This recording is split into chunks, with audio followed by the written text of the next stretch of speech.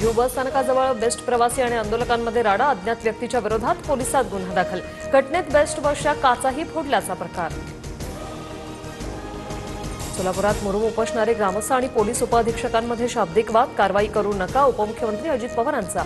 Solapur police उपअधीक्षकांना video call, मुरुम उपसा बंद करण्याच्या सूचना देऊन पोलिसांनी वादावर पडदा टाकला। नागपुरात सुरू असलेल्या ओबीसींच्या साखळी उपोषणाचा आजचा चौथा दिवस। ओबीसी आरक्षणाला धक्का लागल्यास बेमुदत उपोषणाचा इशारा।